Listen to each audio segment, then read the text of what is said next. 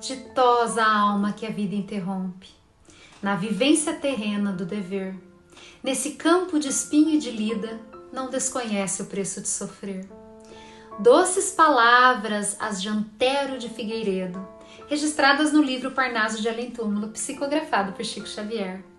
Ditosa a alma que a vida interrompe, a morte, triste despedida para a convivência terrena. Mas será que realmente devemos compreendê-la assim? Talvez ela possa ser vista além do fim, um suspiro de despedida para uma nova jornada. Ressignificar a morte é um árduo trabalho.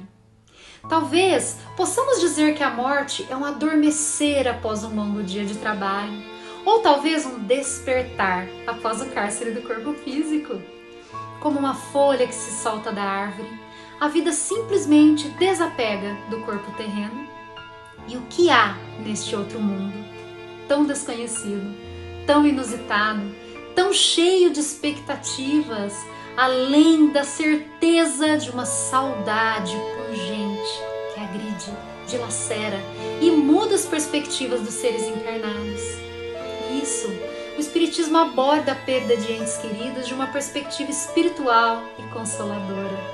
Aprendemos que a vida se estende além da existência física e a morte é uma transição natural para um estado de existência espiritual. A morte se torna uma serenata, uma canção que embala a alma no além. Mas será que teremos a oportunidade de encontrar nossos entes queridos que já morreram? Ou pelo menos ter notícias deles? Será que eles intercedem por nós? E como fica a situação dos pais que perderam filhos em tenra idade? Existe o céu? Existe o inferno?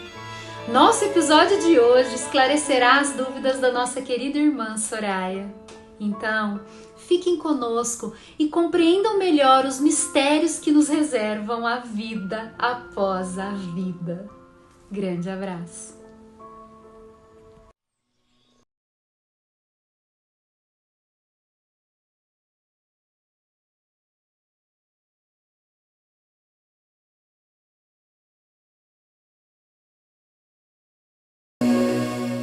Bom dia a todos. Com imensa alegria, mais uma vez iniciamos uma conversa que eu tenho certeza que será muito agradável, posso dizer deliciosa mesmo, com um convidado muito especial.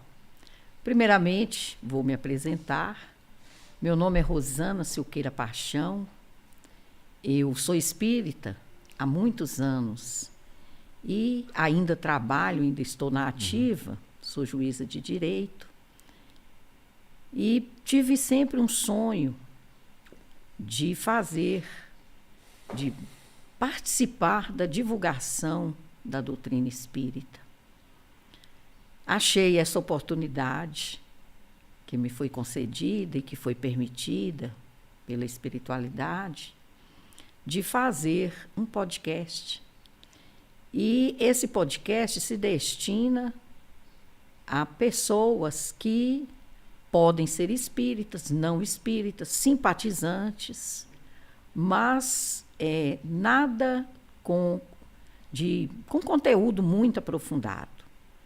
É um podcast com conteúdo acessível às pessoas que têm curiosidade para conhecer a doutrina espírita. Realmente, a gente louva essa curiosidade porque vale a pena mergulhar neste oceano, que é muito profundo e muito maravilhoso. Então, para começar o nosso bate-papo, hoje aqui eu estou com o Elison Cambuí. O Elison é nosso companheiro de longos anos, palestrante famoso, não só aqui em Montes Claros, mas também em outras cidades, e participa ativamente do movimento espírita. Ele aposentou-se recentemente como defensor público e ali teve a oportunidade de servir, e como serviu, como o Elison serviu. A gente que está na justiça que o diga. Então, eu convido, antes de fazer a prece, sempre a gente faz uma pequena prece, antes de fazer uma pequena prece, eu convido o Elson e digo para ele que é com o maior carinho, com o maior respeito que eu o recebo aqui nesta manhã. O Elson, seja bem-vindo. Obrigado, doutor. Obrigado, amigos. A doutora vai reclamar, estou chamando não. ela de doutor. Já estou reclamando. Mas é questão do respeito, da admiração, a amizade de longos anos, né? Desde o fórum lá da Praça Coronel Ribeiro, os tempos da advocacia. Então é sempre bom estar entre os amigos.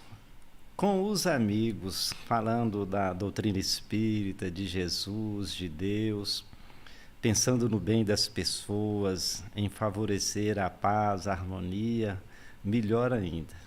Então, muito grato pelo convite, muito grato antes pela amizade, pelo carinho de muitos anos, obrigado pelo convite. E esperamos que Deus nos abençoe para que a nossa conversa seja útil, seja determinante para que as pessoas possam ter mais paz, mais otimismo, mais esperança. Já fez a prece.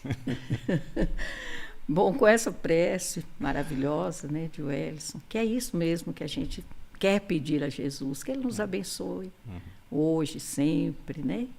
E abençoe especialmente nesta manhã, Wellington, aqui com tanto carinho. Devo explicar para vocês que o nosso conteúdo, ele se origina de perguntas que as pessoas nos fazem. Essas perguntas geralmente são feitas, às vezes, em encontros sociais, na nossa profissão, às vezes até mesmo na porta da casa espírita, mas muitas vezes são feitas por escrito. E por isso é que nós, então, resolvemos denominar esse projeto como Cartas de Luz, numa forma de respostas a cartas que as pessoas nos enviaram solicitando esclarecimentos sobre a visão da doutrina espírita, sobre diversos assuntos. E nós entendemos que para responder tantas perguntas e tantas questões, melhor seria se a gente fizesse através dos nossos convidados. Por isso, e para isso, hoje o Wellington está aqui, para responder a uma cartinha que a Soraya nos escreve. E ela nos diz o seguinte: eu sou de uma pequena cidade no interior da Bahia, onde não há centro espírita. Tenho assistido palestras espíritas online, mas queria ter mais informações sobre o espiritismo. Como posso iniciar em minha casa o estudo da doutrina espírita? Indique-me, por favor, obras para iniciantes. Se possível, indique-me também sites com conteúdo que possam me auxiliar a compreender os assuntos abordados pela doutrina espírita. Ela faz outra indagação, além dessa. Faço agora uma outra pergunta, essa de caráter pessoal, acerca de uma situação muito dolorosa que tenho vivido. Recentemente perdi minha mãe e fiquei deprimida por longos meses. Aliás, para dizer a verdade, acho que ainda me encontro em estado de depressão. Esse estado é normal no caso de falecimento de pessoas próximas? Como a doutrina espírita poderia me ajudar? Ainda dentro da doutrina espírita, como posso ter mais informações sobre a perda de parentes ou de entes queridos? Então, Wellington, vamos começar a responder. Aí te passo a palavra. Muito bem, Soraya. Primeira coisa que a gente faz ou deve fazer é a solidariedade. A mãe, no meio espírita, né, é tido como o maior sinal do amor de Deus. Então, esse afastamento das nossas mães é sempre muito doloroso, muito justificado, e a gente tem que expressar a nossa solidariedade. Mas a primeira pergunta está lá: como posso estudar a doutrina espírita? A primeira questão, o básico, fundamental, é conhecer Kardec. Kardec tem um livrinho, O que é o Espiritismo? E ele fez esse livro para as pessoas que não têm contato com a doutrina espírita, para o primeiro contato com a doutrina espírita. Então, esse livrinho, O que é o Espiritismo, é um livro essencial. É o beabá. É aquele passaporte que vai lhe permitir entrar na universidade, no curso propriamente dito. Fora disso daí, entrar num terreno pantanoso, pedregoso, você não vai se deslocar bem. Então, a primeira questão é: o que é o Espiritismo? Depois desse livrinho, tem o Livro dos Espíritos. O Livro dos Espíritos é uma enciclopédia, vamos dizer assim. Ele é vasto, ele tem 4 partes, e aí você tem o contato com o todo. Esses 2 passos são fundamentais e determinantes: o que é o Espiritismo e o Livro dos Espíritos. A partir desse livro, o Livro dos Espíritos, você tem mais 4. E aí, Evangelho segundo o Espiritismo, Livro dos Médiuns, O Céu e o Inferno, a Gênese, vão te situar bem. Ah, mas tem muitos romances, tem coisas mais simples, isso é verdade. Mas isso não vai saciar a sede do seu conhecimento. Essas coisas que vêm em torno, os outros livros que já passam de conceitos para aplicações, eles mais confundem que esclarecem. Então vamos para o que é o Espiritismo, o Livro dos Espíritos primeiro. Esses são básicos, esses são fundamentais. Sites espíritas que fornecem material. Olha, a minha ideia pessoal é primeiro o site da Federação Espírita Brasileira. O site da Federação Espírita Brasileira, ele traz uma tradição de 100 anos de fidelidade à doutrina dos espíritos. Ele tem todos os documentos históricos, tem as apostilas, tem os cursos, ele tem os livros, lá tem uma livraria auxiliar que pode nos ajudar. Então, o iniciante, ele tem no lugar mais seguro o site da Federação Espírita Brasileira. Naturalmente, que nos estados, a FEEB, né, Federação Espírita do Estado da Bahia, também tem um site a respeito, que fornece vasto material para quem queira estudar. Para você, Soraya, aprender é lá. Esse que é o começo. A gente tem hoje no mundo a ideia do mais rápido, do mais fácil, sabe? Do mais direto. Essas coisas aqui me permitam lembrar os remedinhos antigos, né? Elixir paregórico, né? Chá disso, chá daquilo, não funciona. A doutrina espírita é um conhecimento novo, uma ciência nova, que exige de nós muito cuidado.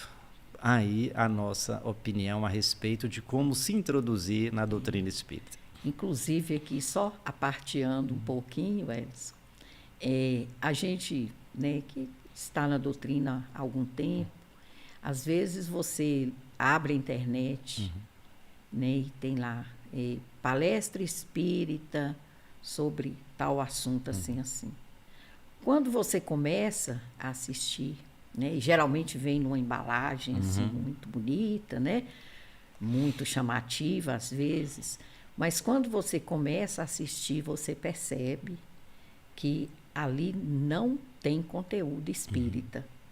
Né? Pode ter conteúdo espiritualista, pode ter outro tipo de conteúdo que a gente respeita, é claro, mas não é o conteúdo espírita. Então, uma das dificuldades que eu acho, e eu também tenho essa dificuldade, é exatamente em filtrar o que é espírita realmente e o que não é. E para que a gente saiba filtrar, a gente tem que conhecer as obras básicas, não é, Alex?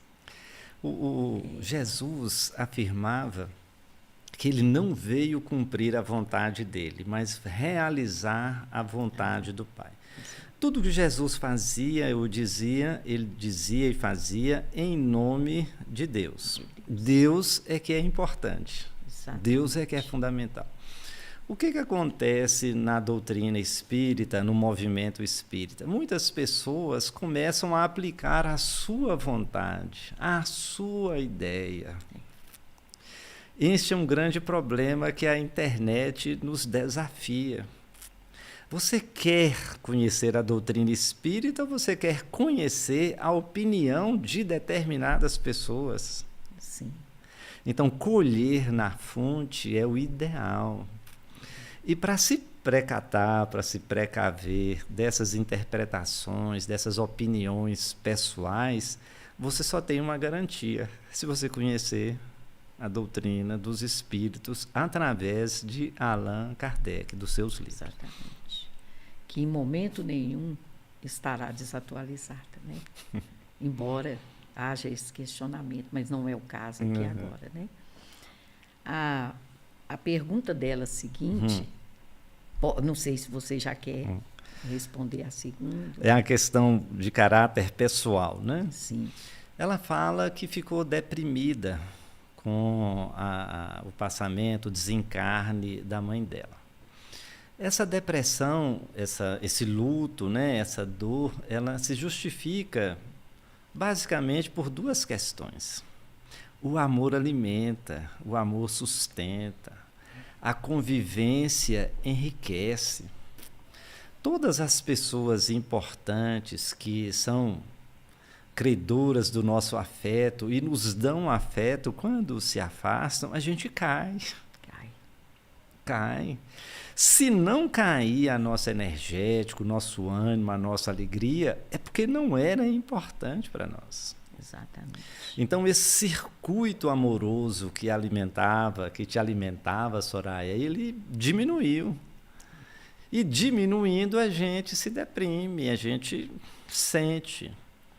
A outra coisa é a ideia ancestral, materialista, que a morte encerra a convivência amorosa, a troca afetiva. E isso no Espiritismo não é verdade. Mesmo no cristianismo, isso não é verdade. O amor sobrevive, a alma sobrevive à disjunção cadavérica, como dizia Divaldo, né? À morte, né? Ao desencarne. Quem ama, ama independentemente da distância. O amor não conhece barreiras. Mas aí vem essa ideia ancestral de que não pode, não é possível. Então você sofre duplamente. A falta da alimentação energética, do alimento do amor, e a dúvida se eu vou encontrar ou se eu não vou encontrar, se existe ou não existe. E aí o Espiritismo vai nos ajudar bastante, desmistificando, tirando a superstição, tirando o engano. Não, a sua mãe só perdeu o corpo, que muito provavelmente, dependendo da circunstância, não servia mais ao espírito. Ela devolveu ao pó o que era do pó. Mas o ser humano não é só corpo, tem o sopro da vida, maravilha. O espírito, né? Esse sopro retorna para o seio divino, onde ela continua a te amar, onde ela continua a velar para você na medida das suas necessidades. Quando nós temos necessidade, Deus, aqueles que nos amam, nos socorrem. Quando nós queremos comodidades, nem sempre. Porque um dia, Soraya precisou andar pelas suas pernas no processo evolutivo. Hoje ela tem que andar com suas forças, sem o colchão, sem a sombrinha, sem o anteparo da mãe, do pai, de algumas circunstâncias que lhe são externas, né? Então, essa depressão, esse luto, essa dor neste momento é muito comum e às vezes é necessário. É necessário porque esse alimento energético que vinha de fora, agora tem que vir de dentro. Você tem que ser capaz de corresponder às expectativas dos outros, de continuar sua vida a partir dos seus movimentos. Exatamente. E aí você vai estar mais forte, mais sábia, mais experiente, até porque, Soraya, lá na frente, você pode ser mãe, afetiva ou biológica. E você vai ter que enfrentar, do ponto de vista da mãe, o afastamento. E você precisa se preparar. Então, a vida é muito sábia, né? Exatamente. Normalmente, os pais têm que ir primeiro. E é realmente uma sabedoria universal, né? Essa. Né? Os pais com a função, os filhos, né? Submetidos, e tudo no universo tem uma ordem, né? Que quando a gente subverte a ordem, as coisas ficam complicadas. Mas esse processo do luto é, inclusive, necessário. Né? Wellington, assim, a gente sabe que é necessário. Uma questão assim que sempre as pessoas me perguntam, às vezes quando eu vou a um velório, né, recentemente, o meu irmão desencarnou e eu fiquei muito abalada, extremamente abalada, e você o conheceu, né? E uma das coisas que as pessoas falavam assim, nossa, mas eu não sabia, você é espírito e você está sofrendo tanto. Mas o espírito não sofre com a morte? Sofre, sim. Eu queria que você falasse sobre isso. Quem sofre com a separação é quem ama. Exatamente. Tem um filósofo, um pensador cristão chamado Huberto Holden. Ele tem uma página chamada Não Mates as Tuas Saudades. Porque a saudade é o testemunho do amor. Sim. Se eu matar as minhas saudades, é como se eu estivesse matando o meu amor. O que não pode, e a pergunta de Soraya passa por isso, é você deprimir-se, sofrer além do tempo. Isso. Porque tudo na vida, diz o Eclesiastes, há tempo. Há um tempo para tudo, inclusive para cultivar essa saudade. E também para ressignificar a saudade, porque primeiro a perda, mas depois a lembrança do bem, da alegria, da convivência. Exato. Então, daqui a um tempo, dado o tempo necessário do luto, eu só vou lembrar-me das alegrias. Sim. A presença que era física passa a ser uma presença espiritual. Então, o espírita que não se abala, não sente, não sofre, aí brincando com o Divaldo Pereira Franco, né, morreu. Morreu. Realmente. Viver é sentir, né? A força da vida é o sentimento. Daí a associação com o coração, né? Sim. O coração é a sede da vida, é o motor da vida, né? O sentimento é o motor da vida, né? É o motor da vida, é o coração. Por isso que queria saber se tem vida, vai lá no coração, né? Então essa aqui é a ideia. O espírita sente sim, não desespera, exatamente, não se revolta. Exatamente. Por quê? Porque é da lei da vida nascer, crescer, viver, morrer. É da lei da vida. O desespero é uma revolta contra Deus. O Senhor fez errado, meu Senhor. Por quê? É verdade. São questões que a gente quase todos os dias enfrenta, né? As pessoas, mas vocês espíritas são muito frios em relação à morte. Não é frieza, é compreensão. Compreensão. Né? A gente passa a compreender o processo. E você passando a compreender o processo, não significa que você não vai sofrer naqueles momentos. Mas vai compreender, como o Edson, né? Como você está falando, né? Você vai compreender principalmente isso, que a vida é um processo. Né? Na medida que a gente vai vivendo, vai construindo, vai reconstruindo, né? Vai destruindo também e passa por todas essas fases, né?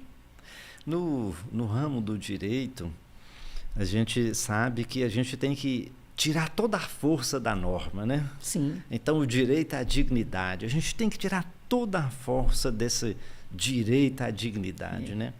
Jesus tem uma frase: não vos deixarei órfãos. Sim.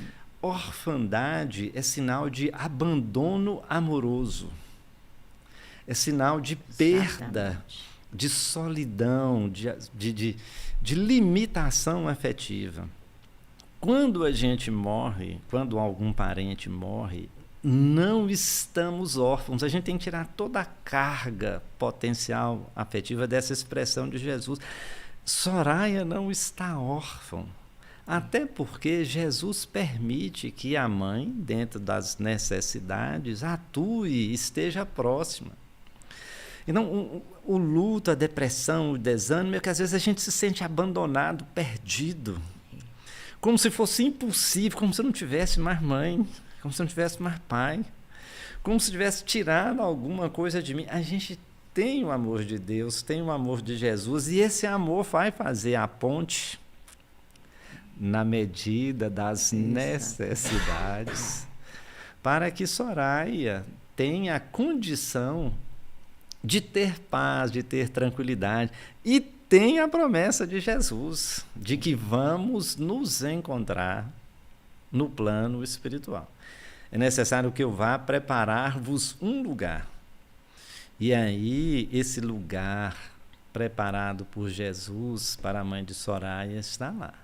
E aí, Soraya já fica de sobreaviso, daqui uns dias.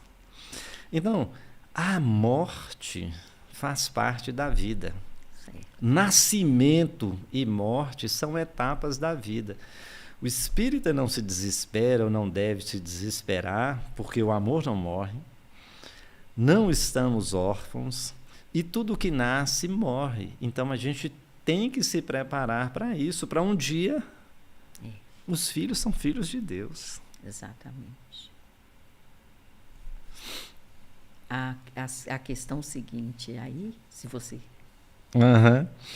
Então, para o espiritismo, esse estado é normal de falecimento de pessoas próximas. A depressão é normal. O espiritismo pensa de maneira diferente no seguinte ponto: as religiões tradicionais cristãs, porque no Oriente não é assim, 3, 4 bilhões de seres humanos não pensam como os católicos, como os crentes, os evangélicos, né? Então, o espiritismo vê o desencarne e a entrada no mundo espiritual de uma maneira natural. Tem uma frase lá de Jesus em Mateus: sede vós, pois, perfeitos, como perfeito é o vosso Pai Celestial. Numa única vida, não é possível ser perfeito, como perfeito é o vosso Pai Celestial. Então, nós precisamos de várias existências para nos angelizar. E aqui perguntando para os nossos telespectadores: quantos de nós somos como Madre Teresa de Calcutá? Pacificadores como Mahatma Gandhi? Poetas? Artistas, cientistas? Não é possível alcançar essa perfeição, esse alto nível de humanidade numa existência só. Então nós hoje somos filhos, amanhã seremos pais, estamos na carne, depois sairemos da carne. Então, para o espírita, essa é uma sequência de olho na angelitude. Exatamente. Então, o que aconteceu com a mãe de Soraya? Teve um período de aprendizagem, desempenhou uma missão e retornou. Ao chegar no mundo espiritual, vai fazer uma avaliação do tanto que avançou no sentimento, na cultura, na ciência, na solidariedade, fraternidade, vai chegar a consciência, né, a convicção que ainda está muito longe de Jesus, e fala: me dá outra chance, Senhor. me dê outras Soraias, outras experiências em torno da angelitude. Então, nesse processo de ir e vir em direção à angelitude, o espírito está tranquilo, porque ele vai retornar, ele vai se encontrar, ele vai estar junto. E isso, essa reencarnação, essa possibilidade de ir e vir, nos acalma, porque sabe que nós estamos aqui num estágio de aprendizagem. Nós estamos no caminho, nós não estamos no final do caminho da verdade e da vida.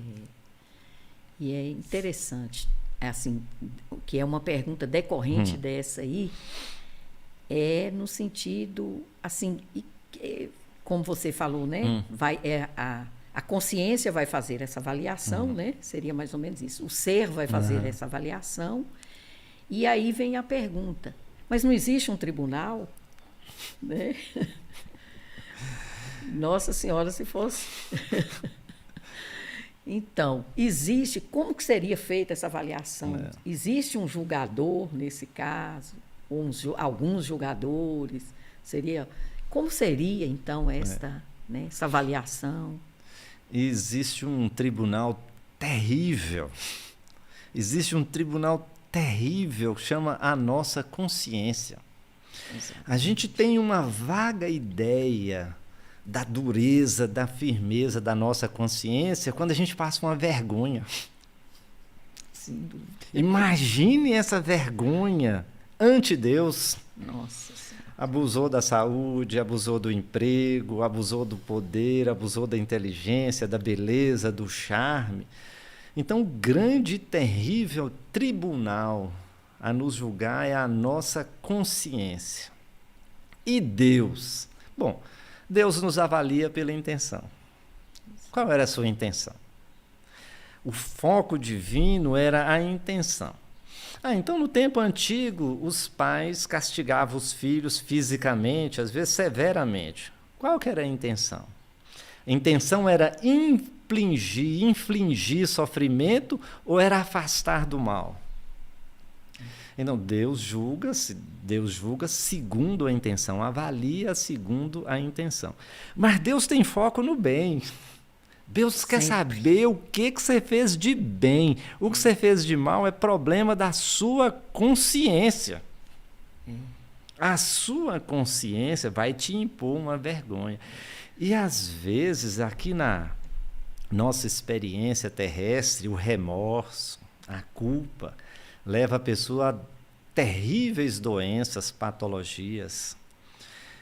Na nossa experiência com câncer, nós tivemos contato com um livro de uma jornalista lá de Sete Lagoas, e depois ela foi para a capital e trabalhou na Rede Globo. O nome do livro, Tire essa mágoa do peito.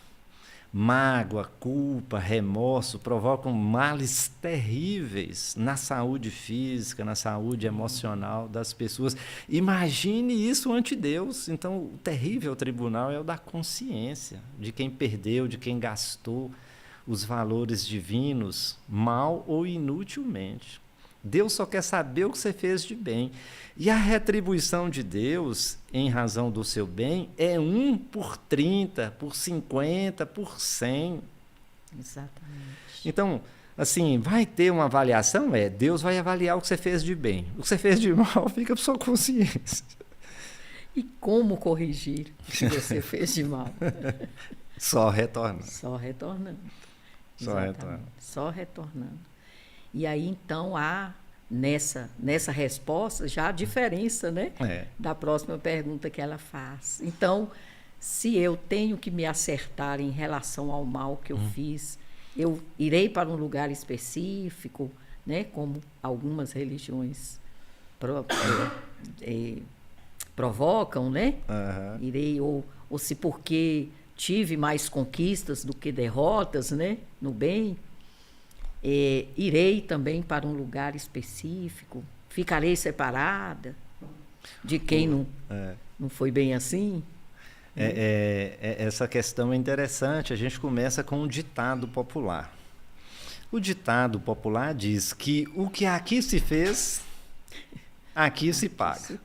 Então, quem tem a consciência culpada tem remorso e quer pagar, vamos dizer assim, na linguagem popular, os pecados, ele vai retornar. Se ele ficar lá, ele não paga. De outro jeito, né? Já que se paga é aqui. Graças a Deus, né? Porque se for, por exemplo, uma pessoa que fosse para, digamos, entre aspas, um lugar, né?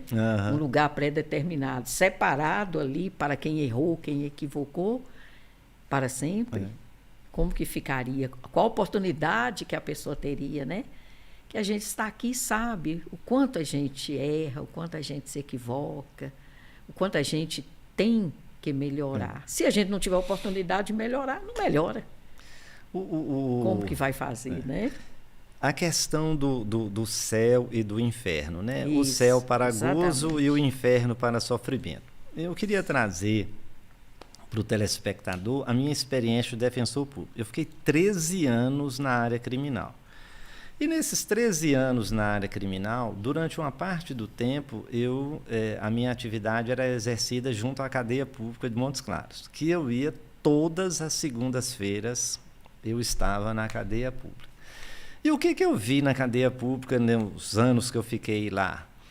Todos os dias de visita, mães, esposas estavam na porta da cadeia pública. Todos os dias. A gente tem que a manifestação mais próxima do amor de Deus é o amor de mãe. Ou seja, em outras palavras, na minha experiência, todos os dias Deus estava na porta da cadeia pública. Se existisse um lugar para os culpados permanentemente, Deus estaria lá na porta todos os dias, junto com as mães. Qual a solução para isso? Olha, como é que se paga o mal? Com o bem. E aí a gente retorna. As pessoas têm que ser afastadas por um tempo? Tem. As nossas cadeias afastam as pessoas por um tempo. Mas eles têm que retornar, porque Exatamente. é o leito da vida, a convivência social.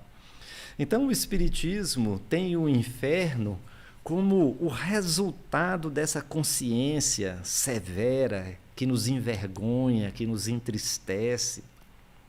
Esse inferno é íntimo. E a voz do pecador é: Senhor, tende misericórdia de mim. A misericórdia de Deus é nascer de novo. Vir fazer o correto o que fez errado. Vir erguer o que a gente derrubou. Reconstruir aquilo que a gente destruiu. Agora, um tempo de afastamento é necessário, seja para quem foi vítima, seja para quem foi o autor. Esse tempo necessário de afastamento, ele se dá em inúmeras circunstâncias, mas nunca longe do amor de Deus. Jamais. Nunca longe do amor de Deus. Só existe no universo o que Deus criou, ou o que Deus permitiu. Então, esses lugares de afastamentos, eles são necessários, mas por um período, até que a pessoa fala assim: agora eu posso começar de novo. Agora eu já vou pensar diferente. Agora... Ou seja, vou sair da caixinha, né? Isso, exatamente. Vou sair daquele pensamento. Porque muitas vezes o difícil é isso, né? É a gente se convencer que não é a proposta, não estava bem feita, não foi certa, não foi correta, né? E aí você falou uma coisa que me fez pensar em outra. É a questão do pai, né? Quando o filho erra. Então, o pai, ele sabe que o filho errou. Muitas vezes, ele pune o filho, porque tem que ser punido de alguma forma, né? Igual você falou da segregação, né? Por algum tempo. Mas, às vezes, ele faz aquilo com muito sofrimento. E quem é mãe sabe disso, né? Quem é mãe fecha a cara e fica brava, e toda aquela história... e entra para o quarto e vai chorar. Como se ela tivesse, né, como se fosse, às vezes, até uma punição a ela mesma. Né? E é a função do pai, também da mãe. Mas sempre dando oportunidade ao filho. Se nós, que somos tão imperfeitos, né? Se essa mãe, e eu sei disso também por experiência própria, nas prisões, nas penitenciárias, nas cadeias, né? Muitas vezes não vai o pai, não vai o filho, não vai o avô, não vai o parente, não vai, né? Mas a mãe está lá. Tranquilamente ela está lá. E ela vai atrás do juiz, e ela defende o filho, e ela fala com o advogado que não fez, que ela vai... E a gente sabe como funciona, isso né? mesmo. Então, assim, isso é o amor de Deus, realmente.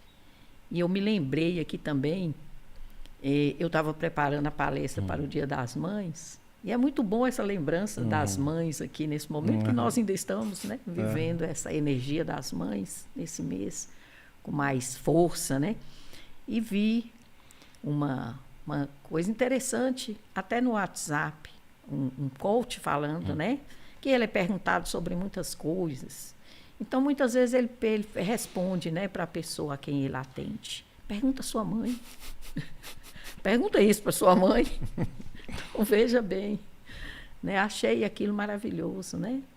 Ela vai te dar uma resposta melhor do que a minha. Ela vai te orientar melhor do que a minha. Então, essas perguntas que a gente faz, a gente mesmo, a Deus, né?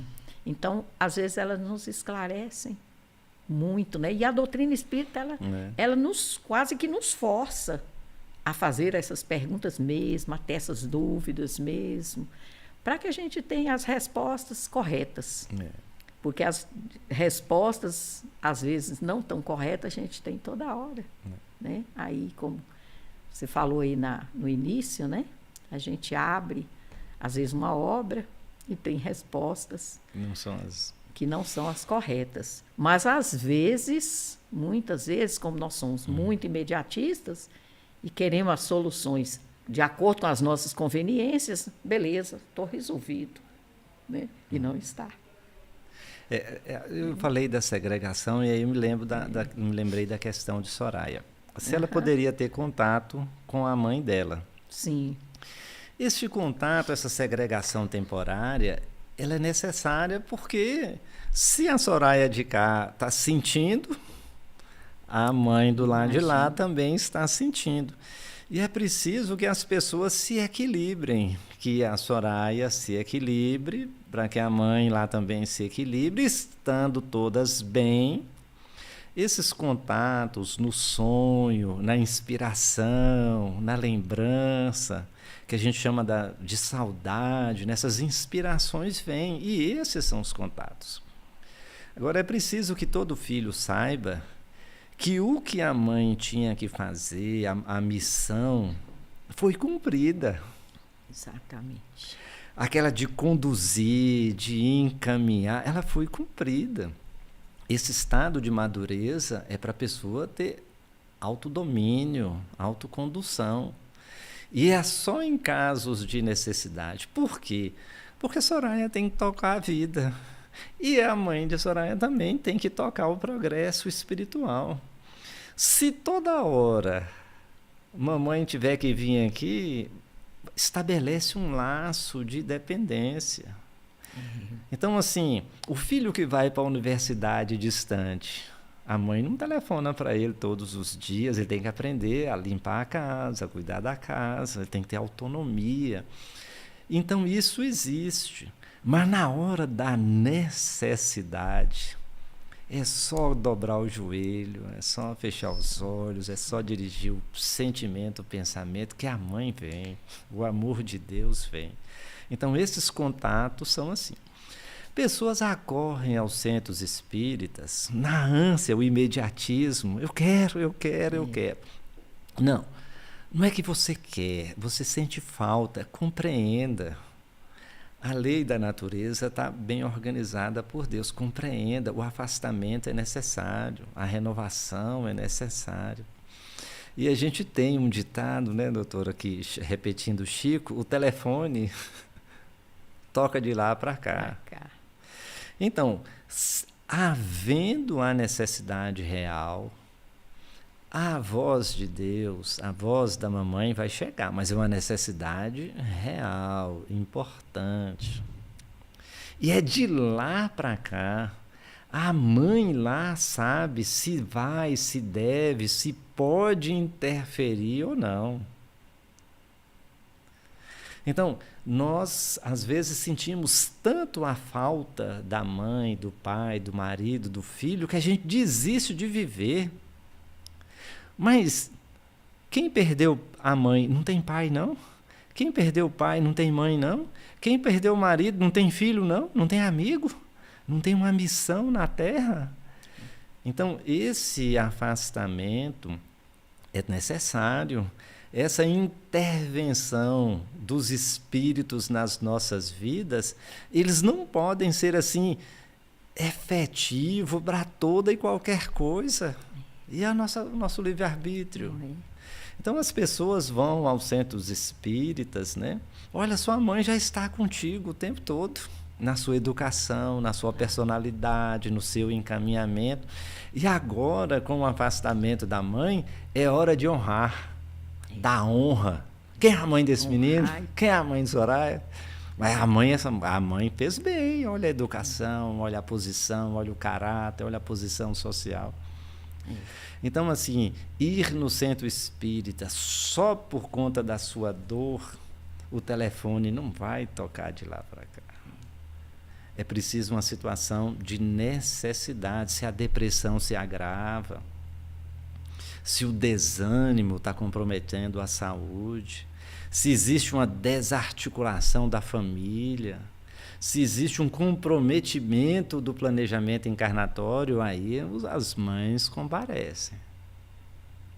E às vezes só no sentimento, né? Que muitas vezes não se faz, né? Aquela soprinha, assim, aquela ideia que vem. É muito interessante isso, né? Por outro lado, né, talvez as pessoas também, você tocou num ponto interessante, as pessoas procuram centros espíritas, às vezes o contrário, as mães querendo notícia dos filhos, né? E aí nós temos aquela questão do Chico com as cartas, né? Mas também só o telefone só tocou quando foi necessário. Por isso é que ele não respondeu, né? Ou ele, ou a espiritualidade, não respondeu a todas as cartas. Esse assunto das cartas de Chico é uma coisa muito interessante, assim, muito oportuna, vem da inspiração divina. Verdade. Gente, o Chico Xavier foi receber essas cartas depois de 50 anos de mediunidade. E de dedicação, e de renúncia, não é? Olha a circunstância, não é receber a carta, são 50 anos. Olha, 50 anos de quê? De persistência no amor, na solidariedade, na fraternidade, na humildade. Essa é uma exceção da exceção. É o que a gente está dizendo aqui, um caso de necessidade mesmo. Extrema, né? Uma necessidade, seja divina, popularização da ideia de que os seres amados continuam a se amar e mantém contato com os meios disponíveis nas épocas oportunas. Isso é uma exceção da divindade. E a gente vê essa popularização de cartas, de correio, sabe? Assim, quando você vê o paradigma, o padrão, o exemplo maior, Chico, você vê a distância. Olha, as ciências da saúde, a psicologia, viver o luto, tem trabalhos humanos para isso, a compreensão disso. Maravilhoso, às vezes. Assim, a necessidade de ser forte, de fortalecer-se, de dar testemunho da sua fé.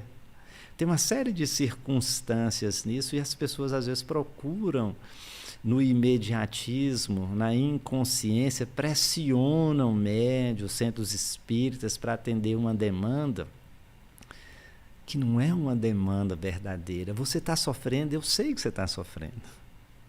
Mas todo mundo sofre. Então teríamos que ter médios em cada esquina, porque toda esquina tem uma morte. Tem uma partida de um ente querido e ele tinha que estar lá a despeito, né, das coisas da vida para poder atender, e não é desse jeito. Então, aqueles que amam vão procurar na inspiração, naquele honrar pai e mãe. Como é que minha mãe sugeriria? Como é que era a opinião da minha mãe? Como é que era a diretriz da minha mãe?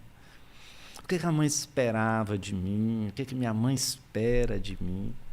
E aí as coisas vão se dando. É verdade. E uma coisa interessante que a gente poderia comentar é o tipo de morte. Sim. Essas mortes abruptas, qualquer surpresa, até as brincadeiras de mau gosto, de dar susto nas pessoas, o organismo se desestabiliza.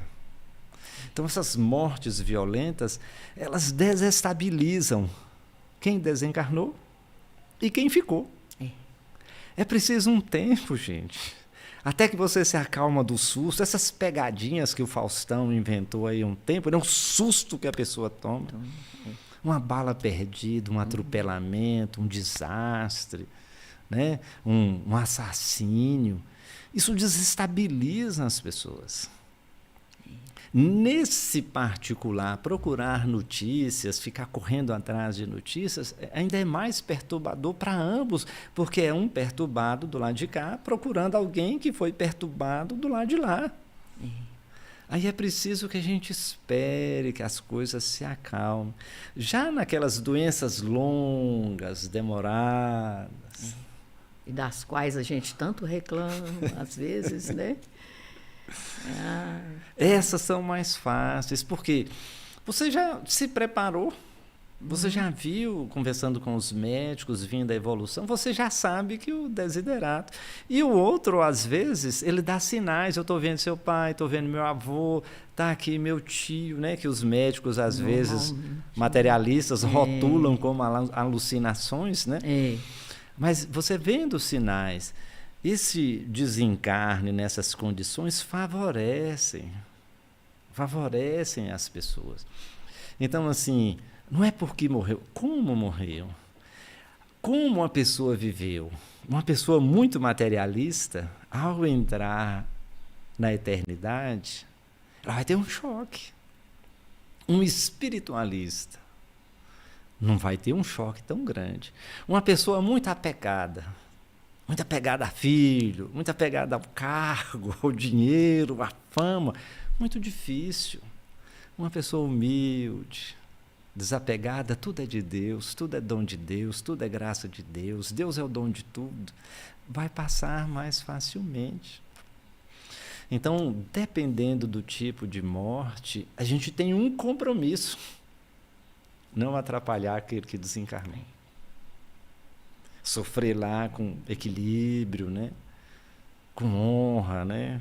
Porque aquele também está caminhando, né? Ele continua a caminhada, né? E daqui a gente também precisa continuar. No início você falou isso. Precisa continuar a caminhada. E às vezes...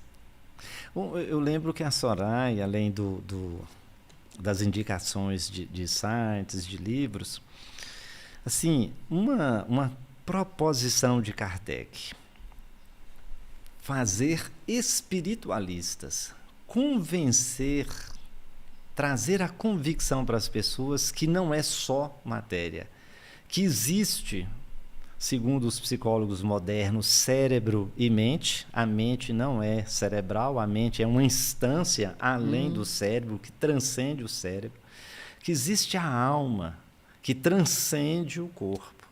A primeira providência é essa, é ter espiritualista, ter essa consciência que existe algo paranormal, além do normal, do material. E tem uns filmezinhos ótimos. Tem filmes de desenho animado, tem um chamado Soul. Um filme da Disney fabuloso. Tem aquele O Sexto Sentido, um impactante, forte, mas mostra a realidade. Mostra um garoto que vê as crianças e fala assim: eles estão pedindo ajuda. Eu vejo pessoas que sofrem. E aí a percepção dele, dos mortos, é para ajudar. Exatamente. Não é para assustar, é para ajudar. Mas a gente se assusta. Era o caso dos parentes, né?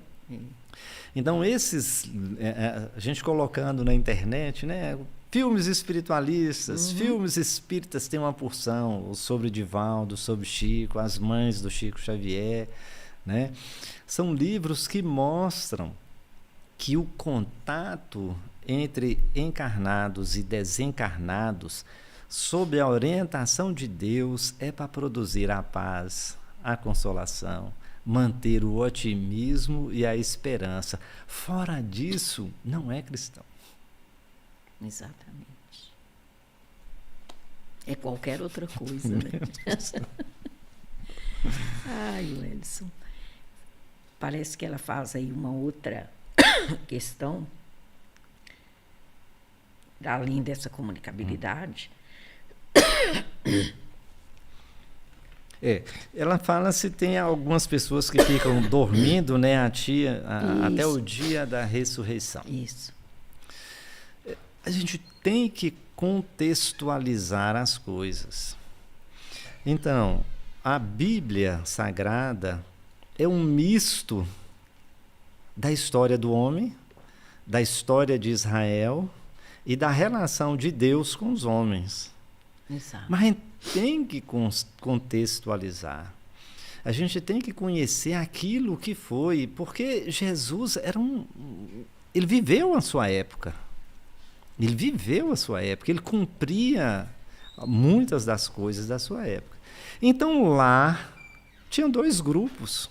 Um grupo que dizia que tinha a reencarnação e tinha um grupo que não acreditava em reencarnação, que a vida, o poder de Deus se realizava na Terra. Esses que acreditavam na reencarnação, eles acreditavam na reencarnação de um modo particular. As pessoas dormiam até o grande dia do Senhor, até que o Messias retornasse e erguessem todos da tumba. Então, essa é uma ideia daquela época. A gente está numa outra época. Nós vivemos a época das experiências de quase morte.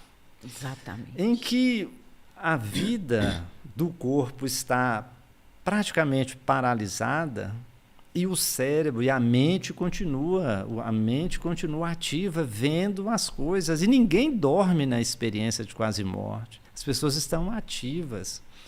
Então, essa é uma ideia que tem origem lá nos saduceus, que você vai dormir até o grande dia do Senhor e depois nunca mais você vai morrer, vai ressuscitar com o corpo.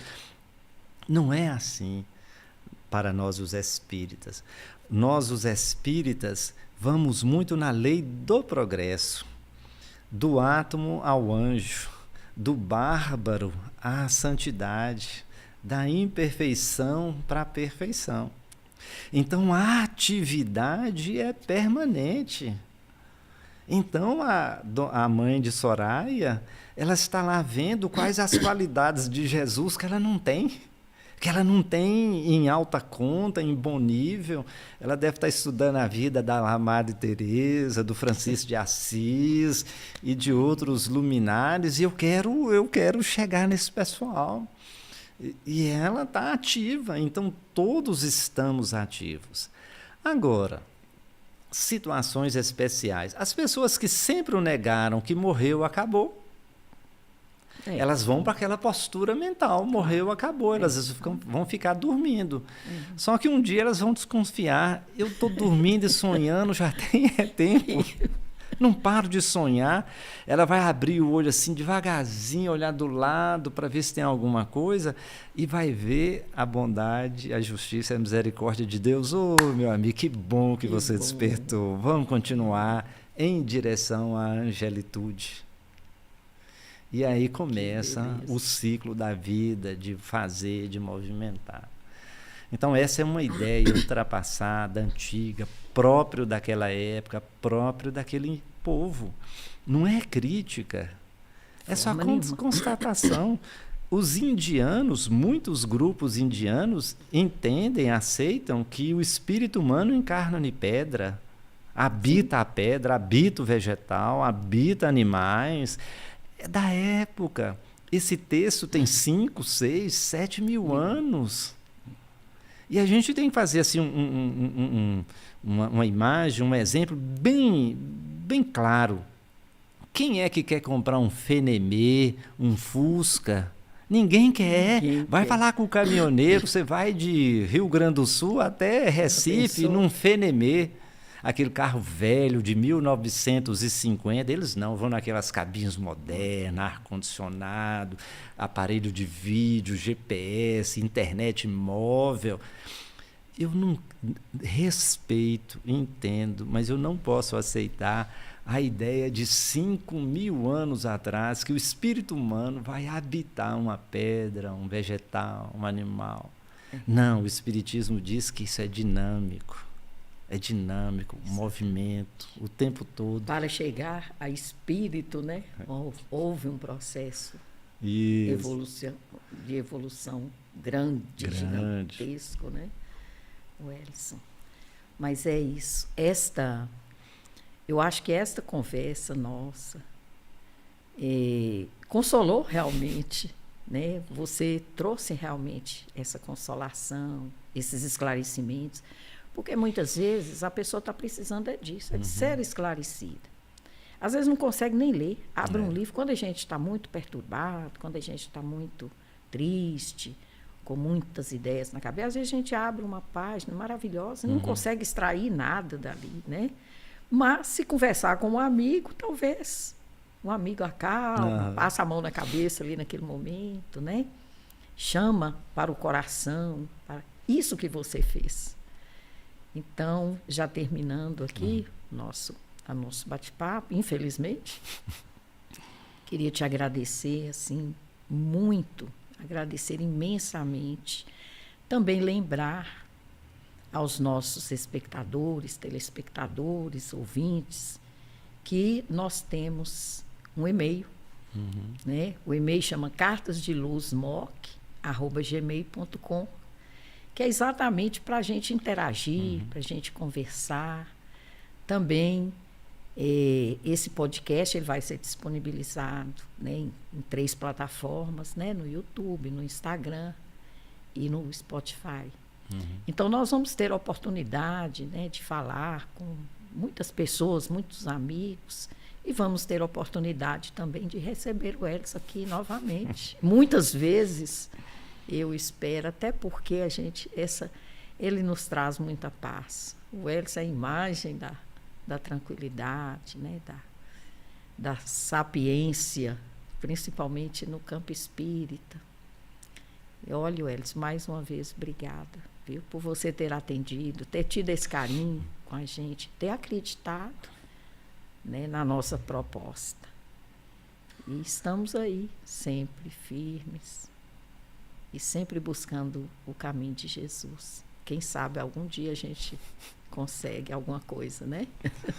Mas assim, então, suas considerações.